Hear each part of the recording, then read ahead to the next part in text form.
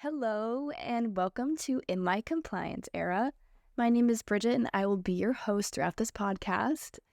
And for all those Taylor Swift fans out there, I hope that you enjoy my little play on her Eras Tour name. But to kind of summarize what this podcast is going to be about, my goal is for young women who are taking oral contraceptives to have more information about how to improve their compliance and increase their quality of life by knowing more information about what they're taking, why we're taking it, all that good stuff. And with a lot of help from my research articles and from my wonderful content experts that we will meet along the way. I am currently on oral birth control myself, and to kind of get into that, my contraceptive journey has been far from easy. I found out the hard way that I do not tolerate progesterone, only hormonal options very well, and I was on the pill and I was also on the Nexplanon implant. And my experience actually taking this hormonal option is the reason that I'm doing this podcast. But to kind of summarize it, I went through a very rough emotional episode where I was very depressed, I was anxious, I was very, very fatigued when I was taking the progesterone, and unfortunately I was a senior in high school going through a lot of my lasts when I was taking the progesterone, and I didn't really feel like myself. I was very sad and angry and fatigued all the time, and I actually did not stop taking the progesterone for about 6 to 8 months since I had put the implant in.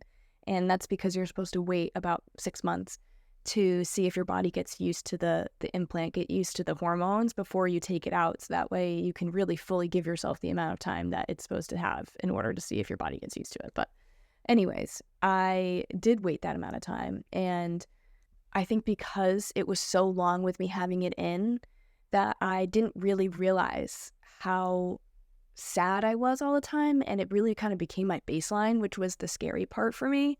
And it actually took me breakthrough bleeding for 2 months straight for me to come to my mother and say, hey, I do not feel like myself. I am so sad all the time. This is crazy. I really think I need to get this thing taken out. And she felt so bad. She was like, oh my God, we're taking this out tomorrow, which we did. And I can tell you, I felt instant relief. It was really pretty crazy. And it was kind of like in my face, like, oh my God, this really was not me for so long. I was so sad and so not myself. This is nuts. And to think like all the things that I was missing out on because I was so flat and not really emotionally there. And this was for 6 to 8 months that I was like this. And it definitely made me feel better in some way, shape, or form that I did give this thing the good old college try. I did wait the 6 to 8 months and it really didn't work for me. But at the same time, I really do wish that I was able to notice this pattern earlier and take it out earlier, because it really was not working for me, and it shouldn't have ever made me feel sick. It should never have made me feel as depressed as I was. And because of that, I never want someone else to go through what I had gone through without the education and the abilities to make that decision for themselves, that this is exactly what I want and this is what I need in this moment in time. And this is what's going to happen if I do take it. And I should wait 6 to 8 months to have my body get used to this. And knowing that I don't really want to implant this, or I do really want to do that because I am not really good at taking pills. So I feel like I wish I saw this whole clinical picture of what it would have looked like having had the implant, because I probably would have thought more about it. I didn't really know that I had to wait 6 months, and I wish that there was more education behind that. So that's what I'm hoping that I kind of give you guys with the pill and oral contraceptives in that sense. But I am now on a super low dose estrogen and progesterone pill, and I feel so much better on this. I can't even describe. However, I found out that even in myself sometimes, I miss pills once in a while, and then I get stressed and I'll double up, or I have to wait until I finish another 7 days to be fully protected again. And I also find that when I double up, or if I decide that I can miss a pill that month for whatever reason, that I personally will have mood swings or changes that otherwise would not be normal for me. And side effects have been a huge part of my contraceptive taking era, if you will. And And you know what? I'm honestly kind of sick of coming to terms with it. How can I make this better for not only me, but so many other women out there that are going through the exact same thing?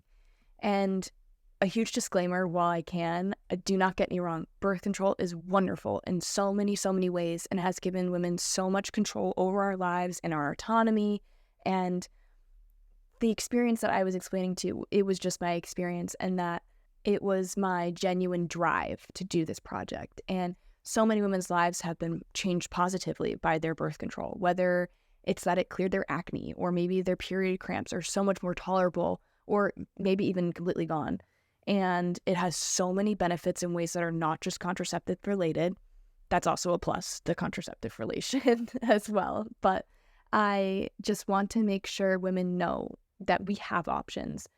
And for those of us who don't win the lottery the first time we go on birth control and maybe do have symptoms and do want to change it, we don't have to stick with that specific birth control. And I want to make sure that by the end of this podcast, women have more resources and better understanding of what they are taking and can have more tools in their tool belt to make their own informed, educated decisions in regards to their birth control. So if any of this interests you, please keep listening, and I hope to see you in the next podcast.